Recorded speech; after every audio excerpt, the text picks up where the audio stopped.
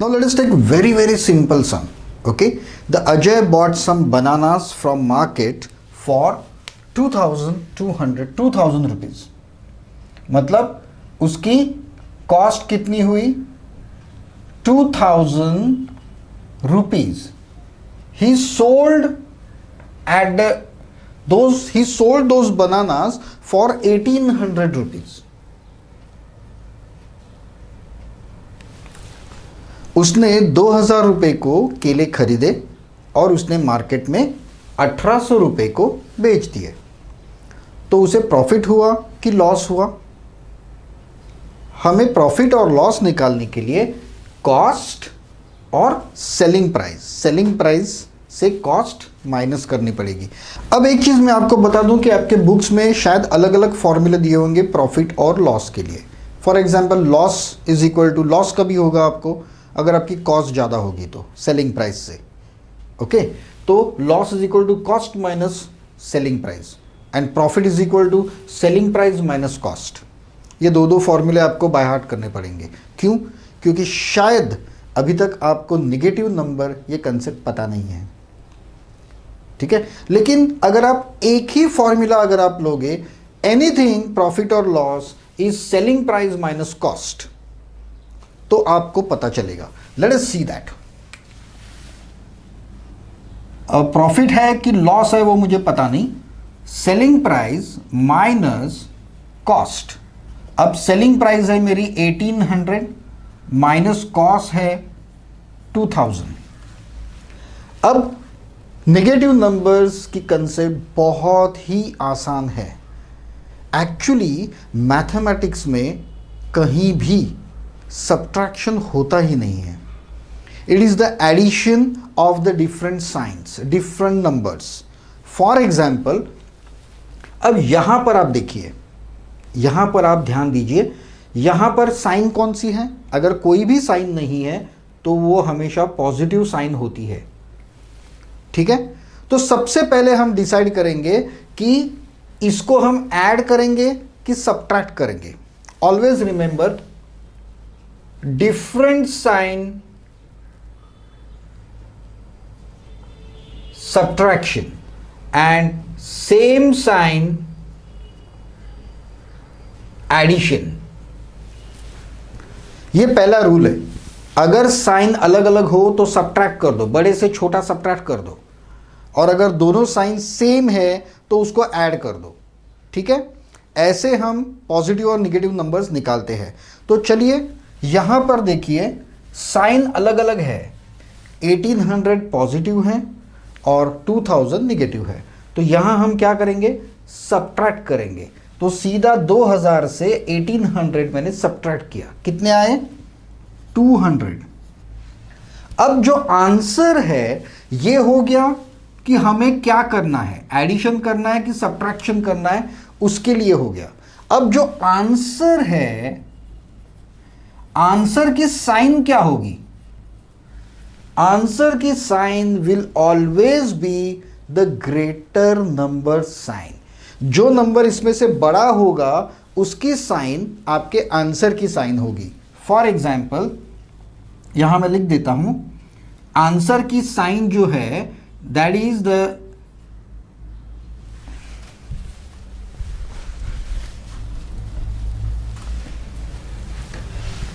Answer की sign जो है that is the sign of greater number. अब इसमें से बड़ा नंबर कौन सा है? 2000. उसकी साइन क्या है? माइनस. तो इसलिए मेरे आंसर की साइन आ गई माइनस. और हमें पता है कि अगर निगेटिव आ गई तो ये लॉस होगा और पॉजिटिव आ गई तो ये प्रॉफिट होगा. तो अगर आप इस तरीके से कैलकुलेट करोगे तो आपको फॉर्मूला याद रखने की ज़रूरत ही नहीं है कि लॉस के लिए कौन सा फॉर्मूला, प्रॉफिट के लिए कौन सा फॉर्मूला, कौन सा फॉर्मूला कब अप्लाई करने का, ये सब आपको याद रखने की ज़रूरत ही नहीं पड़ेगी. Just single formula, that is the profit या लॉस निकालने के लिए सेलिंग प्राइस माइनस कॉस्ट. बस दैट्स ऑल. सेलिंग प्राइस से कॉस्ट माइनस कर दो और वो जो पॉजिटिव निगेटिव जो कुछ भी रहेगा उसको आप ठीक तरह से ये निकालो, ये निगेटिव है कि पॉजिटिव है। अगर ये निगेटिव आया तो वो लॉस हो गया, तो ये निगेटिव है इसलिए ये मैं सीधा लिख दूंगा loss because this is a negative figure. Negative में गया वो, करेक्ट, तो वो लॉस हो गया। निगेटिव मतलब क्या, आपको पता है नंबर्स शुरू होंगे जीरो से। आप मुझे कहेंगे कि 1 रुपया दो, 2 रुपया दो, तो मैं आपको दे सकता हूँ, लेकिन अगर आप नीचे जाओगे, कम करोगे, -1, -2, -3, -4, तो मैं कहाँ से दूंगा आपको रुपए? वो तो है ही नहीं, वो तो वर्चुअल है, कहीं नहीं है। और कहीं नहीं है उसका मतलब वो लॉस है। ठीक है, तो ये हो गए -200 रुपीज, मतलब Ajay have suffered the loss in this transaction. 2000 रुपये में उसने केले खरीदे, 1800 रुपये में बेच दिए, तो उसको प्रॉफिट लॉस -200 हुआ, और ये माइनस हुआ इसीलिए उसको लॉस हुआ। और ये एडिशन सब्ट्रैक्शन कैसे करेंगे? सबसे पहले हम डिसाइड करेंगे कि ऐड करना है कि सब्ट्रैक्ट करना है। तो हम डिसाइड करेंगे, अगर डिफरेंट साइंस हो तो सब्ट्रैक्शन करेंगे, और सेम साइन हो तो एडिशन करेंगे। ठीक है, अब आंसर की साइन क्या होगी?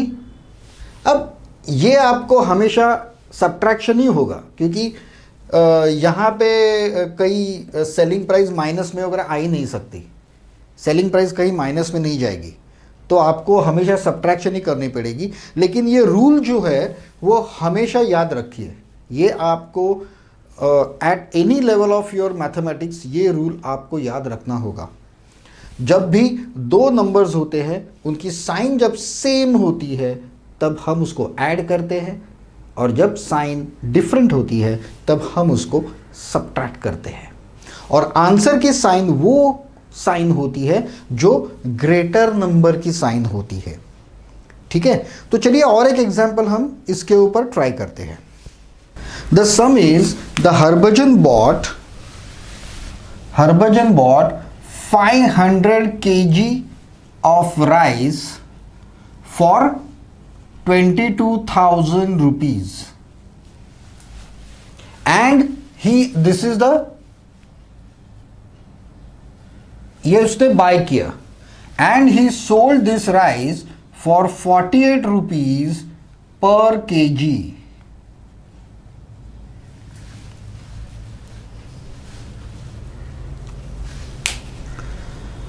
हरभजन ने 500 केजी राइस परचेज किया 22,000 रुपीज को, और उसने 48 रुपीज पर केजी उसने अपने दुकान में बेच दिया उसको। तो उसको प्रॉफिट हुआ कि लॉस हुआ? अब यहाँ देखिए, यहाँ पे कोई भी स्ट्रेट फॉरवर्ड नहीं है। आपको क्या करना पड़ेगा? आपको टोटल कॉस्ट निकालनी होगी। वहाँ तो दी हुई है टोटल कॉस्ट जो है। अब हम लिखेंगे कि गिवन क्या है। तो व्हाट इज योर कॉस्ट? 22,000।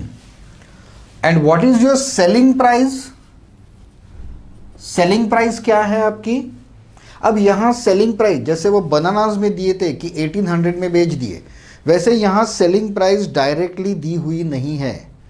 यहां पे उसने दिया है कि 500 केजी राइस था और वो 48 रुपीज पर केजी, मतलब 1 किलो को 48 के हिसाब से उसने बेच दिया। तो यहां पे सेलिंग प्राइस क्या होगी? 500 इंटू 48, मतलब कितने हो गए?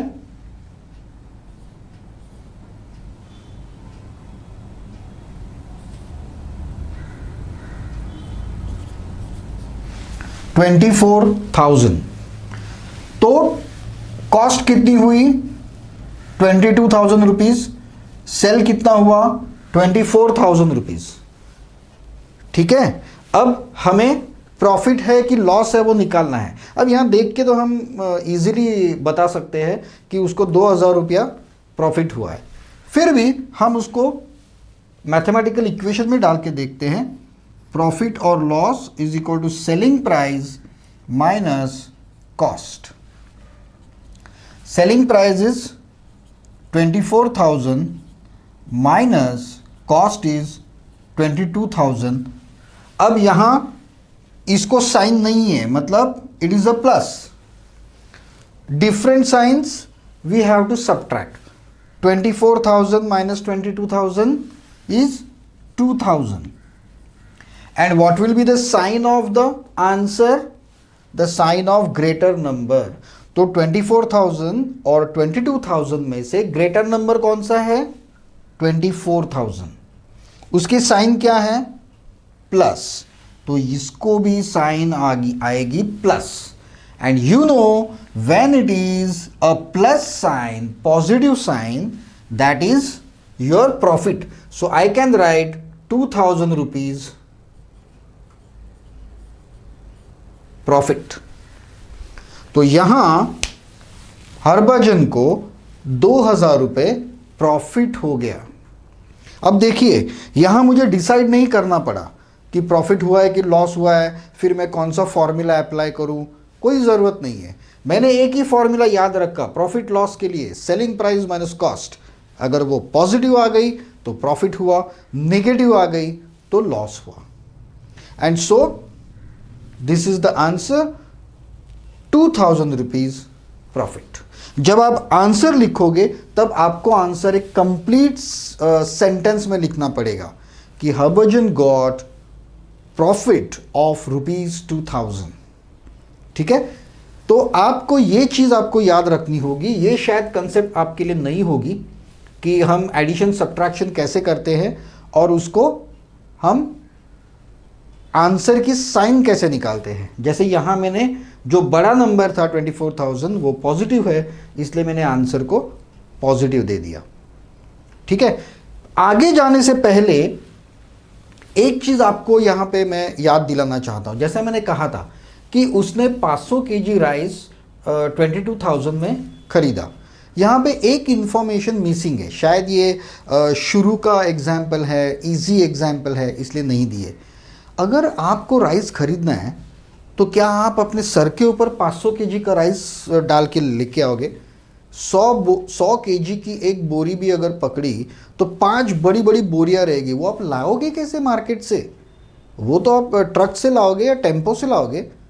तो वो टेम्पो वाला फ्री ऑफ कॉस्ट तो नहीं करेगा, तो उसको ट्रांसपोर्ट कॉस्ट भी आएगा, उसको मजदूरी देनी पड़ेगी. जो कोई भी कूली होगा जो उसकी वो बोरियां वहाँ से टेम्पो में डालेगा, फिर टेम्पो में से आपके दुकान में डालेगा, उसको भी तो पैसे देने पड़ेंगे. तो ये जो 22,000 है वो सिर्फ राइस की प्राइस है. अगर उन्होंने दिया होगा कि उसको टेम्पो का चार्ज इतना लगा या मजदूरी इतनी देनी पड़ी, टेम्पो का चार्ज 1,000 रुपये, मजदूरी 500 रुपये, तो आपको इसमें वो सब जोड़ना होगा और फिर कॉस्ट निकालनी होगी आपको. ओके. ये सम तो स्ट्रेट फॉरवर्ड था. यहाँ पे कॉस्ट डायरेक्ट दी हुई है, सेलिंग प्राइस आपको निकालनी है, फिर ये सब कुछ होके आपको जो आया वो आपका प्रॉफिट है. फॉर एग्जाम्पल, सपोज जब मेरे बिल्डिंग से मैं नीचे उतरता हूं तो उस दुकान में एक चॉकलेट मुझे 20 रुपये को मिलता है. ठीक है. लेकिन वही चॉकलेट अगर मैं यहां से 5 किलोमीटर जाऊं, एक दुकान वहां पर है, वहां पर वो 15 रुपये को मिलता है. ठीक है. तो मुझे कहां से खरीदना चाहिए? इस नीचे वाले दुकान से खरीदना चाहिए या वो 3-4 किलोमीटर के ऊपर दूसरा दुकान है, वहां पे 15 रुपये को मिलता है, वहां से लेना चाहिए. बट नेचुरल, अगर मैं वहां पे जाऊंगा तो 4 किलोमीटर में जाऊंगा तो मुझे 5 रुपये का प्रॉफिट होगा. करेक्ट. यहाँ 20 रुपया है, वहाँ 15 रुपया है. लेकिन क्या आप उसको प्रॉफिट कहेंगे?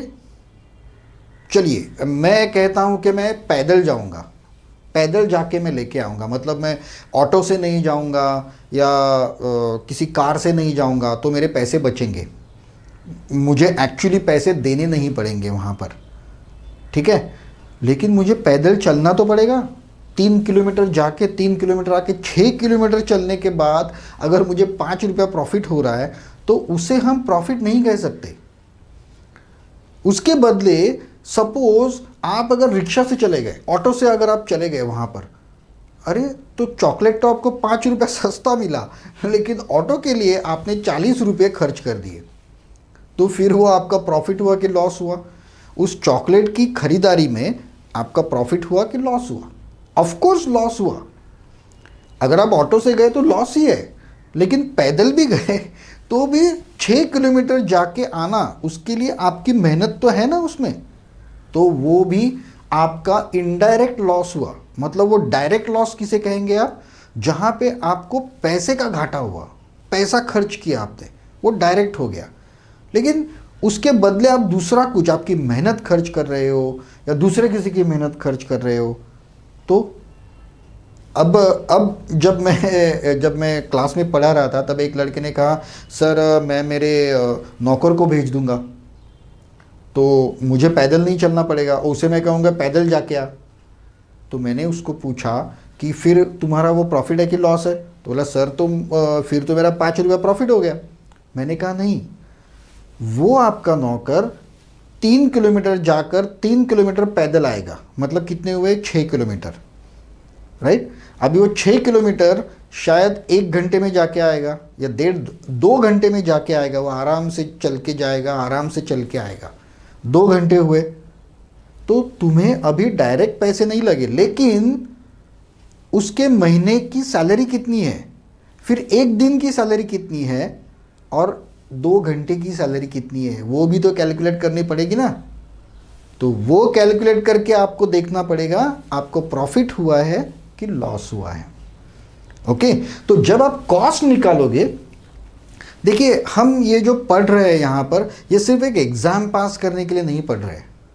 एग्ज़ाम तो आप वैसे भी बहुत सारे सम्स अगर सॉल्व कर लोगे तो आप पास कर लोगे, आप टॉप 100 फुल मार्क्स मिलेंगे आपको। लेकिन आपको ये प्रॉफिट और लॉस का जो बेसिक कंसेप्ट है, जो फंडामेंटल्स है, वो आपको समझने की ज़रूरत है। वो अगर आपको नहीं आया तो आगे चल के आपको बहुत प्रॉब्लम्स आएंगे। ठीक है, तो ये फंडामेंटल्स आप समझ लो कि एग्जैक्टली प्रॉफिट किसे कहते हैं और एग्जैक्टली लॉस किसे कहते हैं। ठीक है, चलो और कुछ सम्स हम देखेंगे जहाँ पे अलग अलग तरह से हमें कॉस्ट कैलकुलेट करनी है या सेलिंग प्राइस कैलकुलेट करनी है। चलो कुछ एग्जांपल्स देखते हैं। तो Ram brought 100 bunches of green methi. कितने? 100 bunches of green methi, 100 bunch of methi for 400 rupees. उसने 400 रुपये में 100 bunches of green methi purchase की। ठीक है, लेकिन आते आते मार्केट से उसके गांव तक आते आते द 30 bunches स्पॉइल्ड, खराब हो गए। 30 bunches खराब हो गए। अब जब वो उसके गांव में आया तब वहां पर 5 रुपए से ज़्यादा कोई लेने के लिए रेडी ही नहीं था, तो ही सोल्ड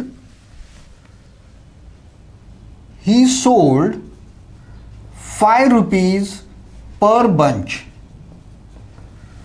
उसने वो जो ग्रीन मेथी के बंचेस थे वो 5 रुपए में एक बंच करके बेच दिए, तो उसको प्रॉफिट होगा कि लॉस होगा? Our formula is very simple. The profit or loss is equal to selling price minus cost. Okay? तो प्रॉफिट और लॉस क्या होगा? Selling price minus cost. अब उसकी सेलिंग प्राइस कितनी है? 30 bunches स्पॉइल्ड हो गए, मतलब उसने कितने बेचे? 70 सोल्ड। 70 उसने सेल आउट कर दिए। कितने को? 5 रुपीज ईच। मतलब उसकी सेलिंग प्राइस क्या हो गई? 70 इंटू 5, ये हो गई उसकी सेलिंग प्राइस, माइनस उसकी कॉस्ट कितनी थी? 400। ये हो गए 350 माइनस 400। ये मैंने मैथमेटिकली लिखा है depending on your teacher, your portion, मतलब आपका सीबीएसई बोर्ड है, आईसीएसई है, एसएससी है, उसके ऊपर आपके बुक्स में अलग अलग तरीके से दिया होगा कि you have to write the statements. Okay, तो आप स्टेटमेंट कैसे लिखोगे कि 30 bunches spoiled, so Ram sold 70 bunches, so the sold bunches are 100 minus 30 is equal to 70। एक चीज याद रखिए, यहां मैं आपको फंडामेंटल समझा रहा हूं, कंसेप्ट समझा रहा हूं।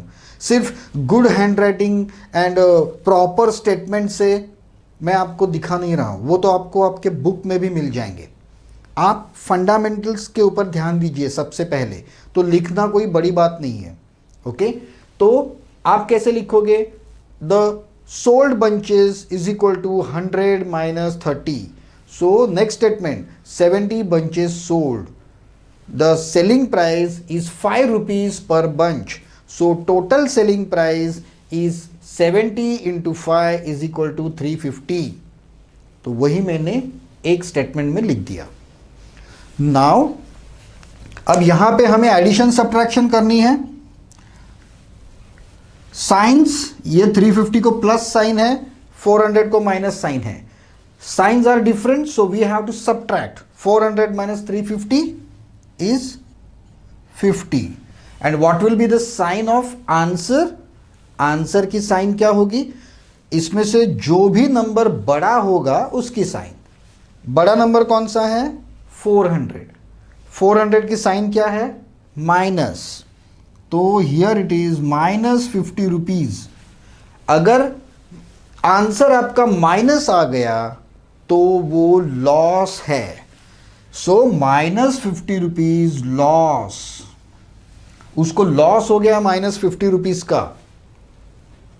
करेक्ट? तो इस प्रकार से आपको ये सम्स सॉल्व करने हैं सारे। ठीक है, तो चलिए और एक सम देखते हैं इसमें। Now the Ajay was a machine seller. वो अलग अलग तरह के मशीन्स परचेज करता था और उसको दूसरे गांव में जाके बेच देता था। तो उसने एक मशीन खरीदी 80,000 रुपीज को। ठीक है, the cost of machine is 80,000। ठीक है, अब जब वो दूसरे गांव में गया तब उसको ऑक्ट्रॉय भरना पड़ा 1600 रुपए।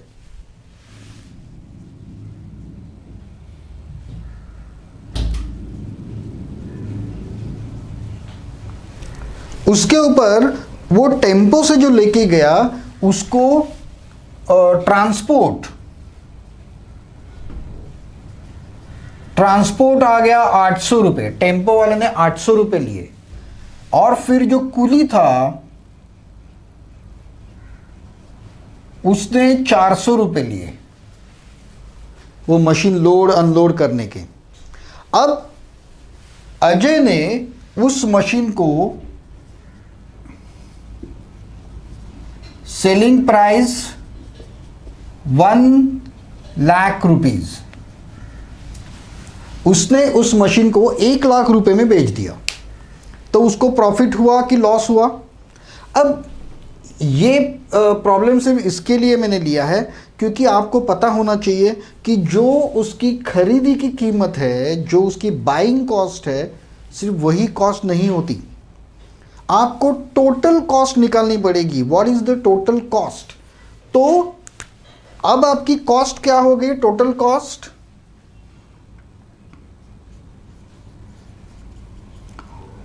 पहला मशीन की cost of machine plus expenses. Correct? मतलब आपको दिस 80,000 में ये 1600, 800, 400 ये सब कुछ जोड़ना पड़ेगा। मतलब 80,000 प्लस 1600 प्लस 400 प्लस 800, मतलब आपके हो गए 80,000 प्लस एक्सपेंसेस 2,800। मतलब आपकी टोटल हो गई 82,800। ये आपकी हो गई टोटल कॉस्ट। और आपने, अजय ने उसको बेच दिया 1,00,000 रुपीज में, तो उसका प्रॉफिट या लॉस कितना हुआ? सेलिंग प्राइस क्या थी उसकी 1 लाख एंड कॉस्ट क्या थी 82,800। तो अब इसको कैसे करेंगे हम, this is plus positive, this is negative, signs are different, so you have to subtract. तो इसे सब्ट्रैक्ट करेंगे 17,200 और आंसर की साइन क्या आएगी 1 लाख और 82,800 में ग्रेटर नंबर कौन सा है 1 लाख, उसकी साइन की क्या है पॉजिटिव, तो ये भी आएगा plus. And when it is plus तो ये हो गया आपका rupees profit. So this is your profit of 17,200 rupees. Because this sign is positive, मतलब उसने एक्चुअली मशीन खरीदी 80,000 को, फिर उसके ऊपर उसने खर्चा किया ऑक्ट्रॉय, ट्रांसपोर्ट, कुली, ये सब कुछ मिला के उसकी कॉस्ट हो गई, ये सब जोड़ के 82,800। अब उसने उसको बेचा 1 लाख को, तो उसको प्लस 17,200 आ गए, और वो प्लस है इसके लिए वो हो गया प्रॉफिट, ये हो गया उसका प्रॉफिट।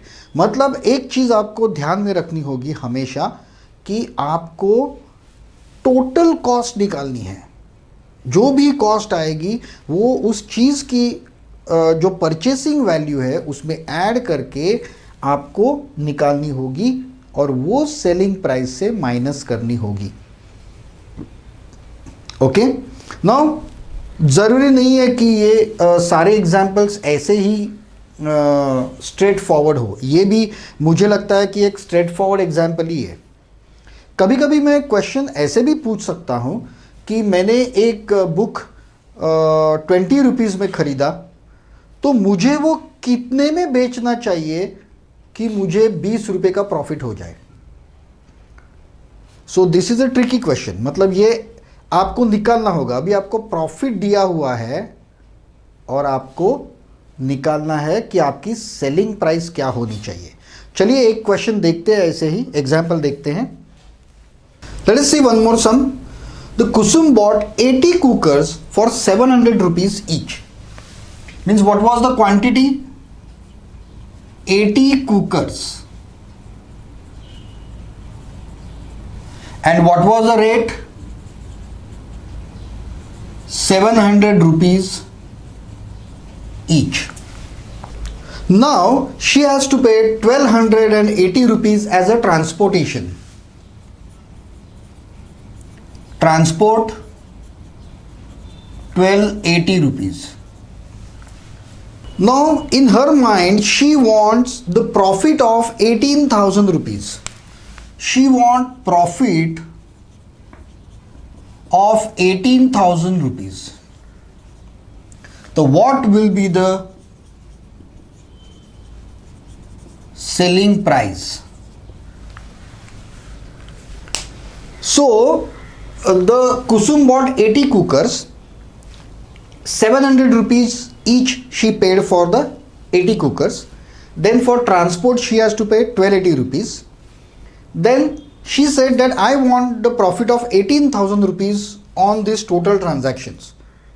तो अब उसे हर एक कुकर कितने में बेचना चाहिए, तो उसको 18,000 रुपये प्रॉफिट होगा।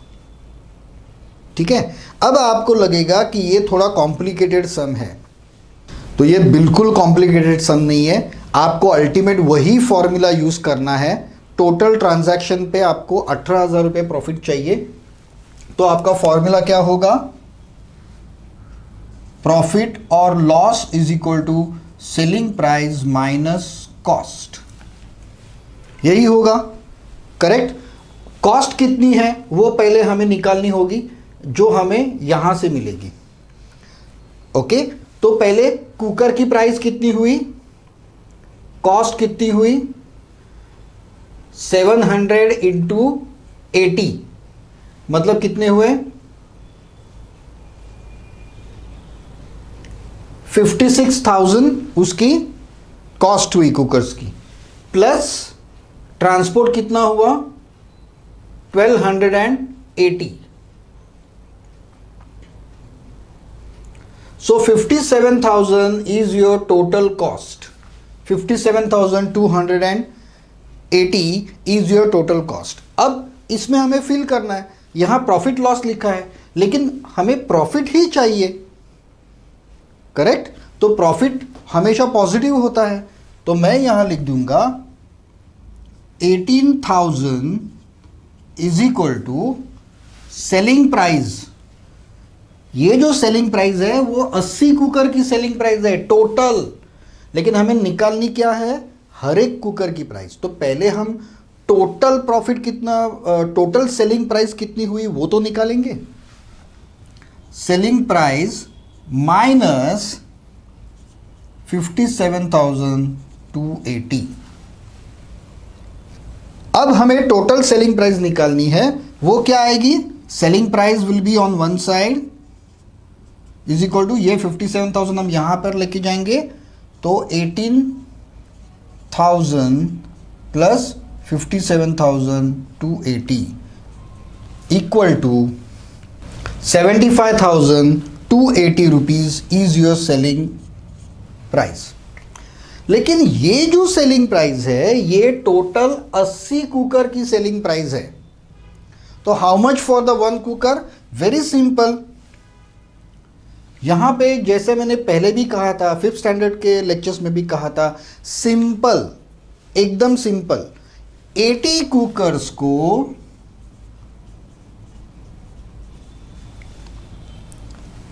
75,280 रुपीज, तो एक कुकर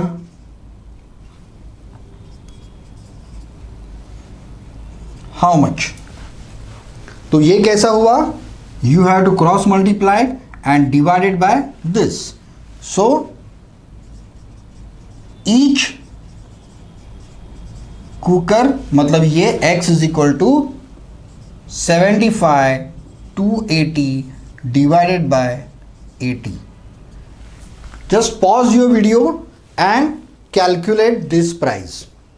Okay?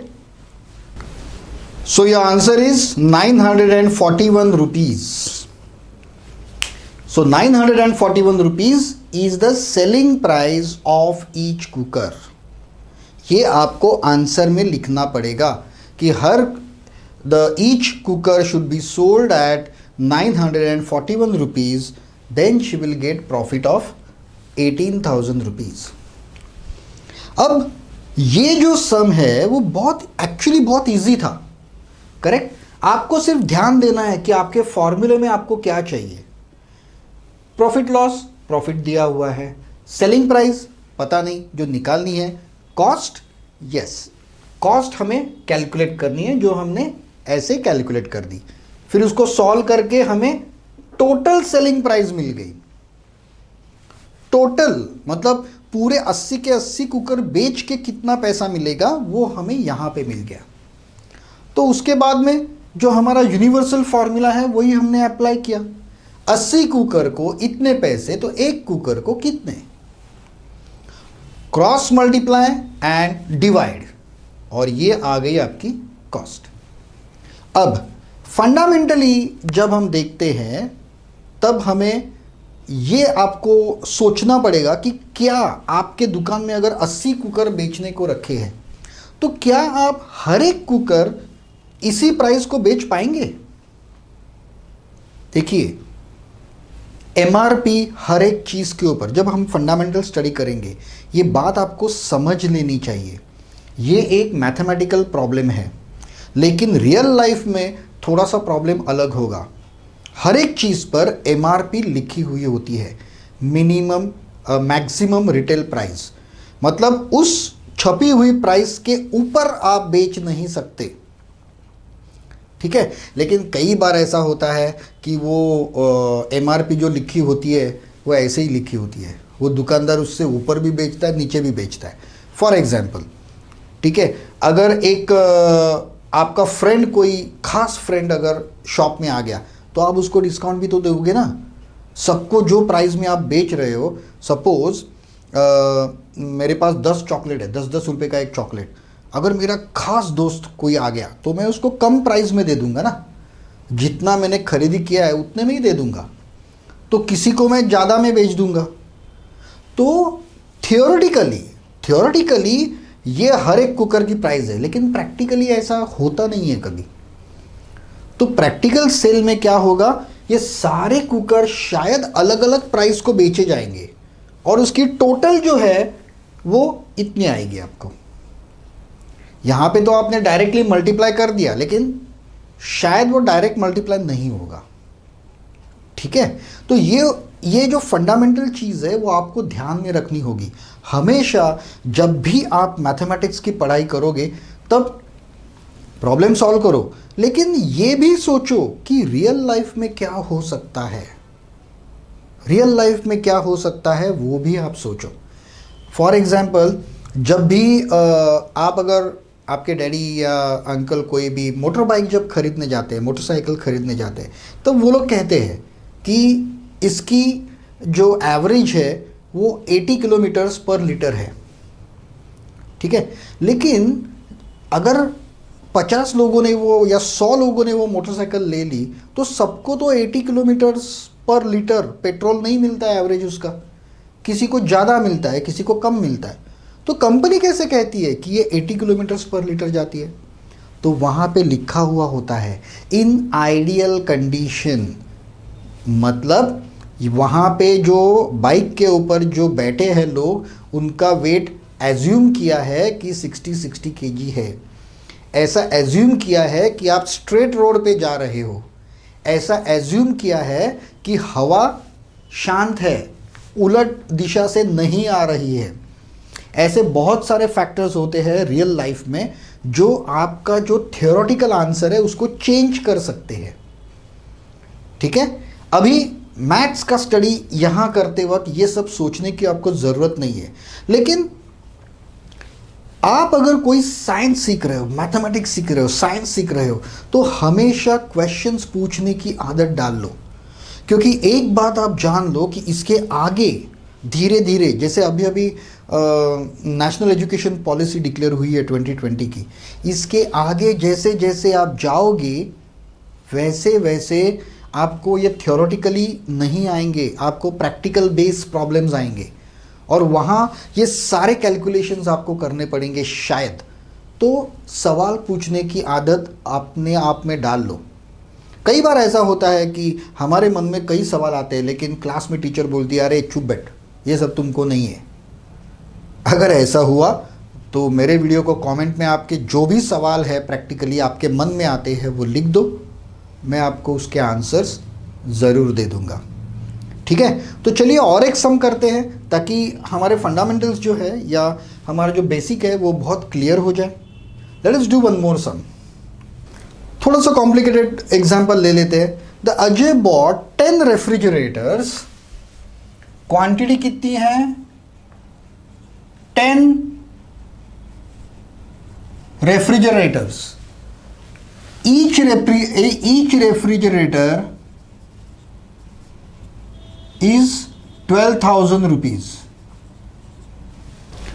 अब लास्ट एग्जाम्पल में हमने देखा था कि उसको टोटल ट्रांसपोर्ट कॉस्ट इतनी आई, लेकिन यहां हम ऐसे लेंगे कि वो जो कुली था उसने कहा ये टोटल ट्रांसपोर्ट कुछ नहीं, हर फ्रिज को यहां से वहां लेके जाने के लिए मैं 500 रुपये लूंगा। ठीक है, सो transport on each is 500 rupees. ठीक है, transport of each fridge is 500 rupees. Now ये सब में ये जो पूरा जो धंधा है इसका, उसमें उसे 10,000 रुपये का लॉस हो गया। ठीक है, इस पूरे में उसको लॉस हो गया 10,000 का, 10,000 रुपीज लॉस। तो उसने हर एक रेफ्रिजरेटर कितने में बेचा होगा? What will be the selling cost of each refrigerator, so that he has got a loss of 10,000 rupees. Formula वही है अपना, प्रॉफिट और loss is equal to selling price minus cost. अब कॉस्ट कैसे आएगी? 12,000 इंटू 10 कितने हो गए? 1,20,000. And transport on each fridge is 5,000 rupees, और 10 फ्रिज है, सो 500 इंटू 10 दैट इज 5,000. तो what is the total cost? 1,25,000 उसको टोटल कॉस्ट आ गई. और अब देखिए उसको लॉस चाहिए, लॉस हमेशा निगेटिव होता है. 10,000 सेलिंग प्राइस हमें निकालनी है, कॉस्ट इज 1,25,000. ठीक है, तो अभी इसको हम ट्रांसफर कर लेते हैं यहां से. Okay, so your SP selling price is -10,000 plus 1,25,000. Selling price यही रही, ये मैंने यहां पे लेके आए, सो -10,000 और ये प्लस हो गए. और आपको पता है इक्वेशन के दोनों साइड में यहां वहां कर सकता हूं, कोई प्रॉब्लम नहीं है. एसपी मैंने यहां लिखा क्या, यहां लिखा क्या, बात एक ही है. ओके, और अब ये कैलकुलेशन कैसे होगा? यहां पे माइनस है, यहां पे प्लस है, साइंस अलग है. क्या करना चाहिए? सब्ट्रैक्ट. 1,25,000 माइनस 10,000, 1,15,000.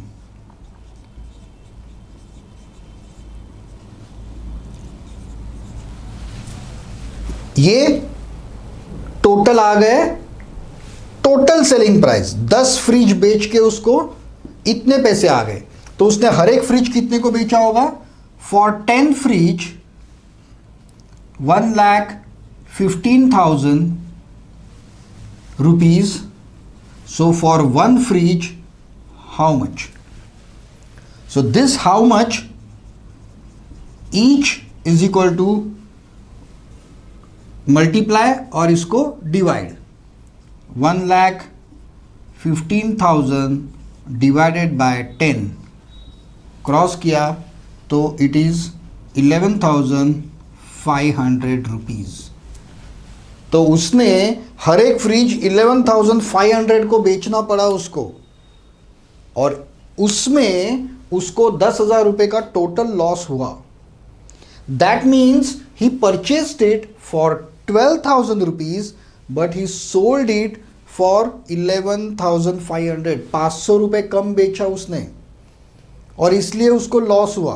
तो ये मैंने सिर्फ इसलिए दिखाया आपको कि अगर लॉस है, ये अगर लॉस है तो यहाँ -10,000 आएगा, क्योंकि हमने देखा है कि प्रॉफिट हमेशा पॉजिटिव होता है और लॉस हमेशा निगेटिव होता है. तो ये -10,000 आ गए इज इक्वल टू, हमारा फॉर्मूला तो सेम है, फॉर्मूला तो बदलेगा ही नहीं. करेक्ट? तो सेलिंग प्राइस माइनस ये कॉस्ट, हमने कॉस्ट टोटल कैलकुलेट की. आपको देखना पड़ेगा ये कॉस्ट के चक्कर में वो एवरी आइटम के ऊपर ट्रांसपोर्ट है या टोटल ट्रांसपोर्ट है, वो देखना पड़ेगा आपको. ठीक है, वरना आप, कई बच्चे ऐसे भी होंगे ये ट्रांसपोर्ट सिर्फ 500 रुपीज लिख देंगे. अगर पढ़ने में आपकी गलती हो गई कि ऑन ईच फ्रिज ये आपने नहीं पढ़ा, तो आप सीधा 500 लिख देंगे और आपका आंसर गलत हो जाएगा. तो यहाँ पे 5,000 के बदले आप 500 लिख दोगे. ऐसा नहीं होना चाहिए. तो जो गिवन है वो परफेक्टली लिख दो पहले, गिवन क्या है, और पेपर पर या नोटबुक पर, आई मीन बुक में अंडरलाइन कर लो वो क्वेश्चन को. जैसे जैसे एक एक आप पढ़ोगे उसको अंडरलाइन करो और यहाँ पे लिख दो, बुक में लिख दो, तो कोई भी पॉइंट आपका मिस नहीं होगा उसमें से. ठीक है, तो this is about the your profit and loss where we are finding the actual amounts. So thank you very much friends for being with me in this chapter. Okay, I hope you like the lecture. Please do like and share these videos. और channel को subscribe करना मत भूलिएगा।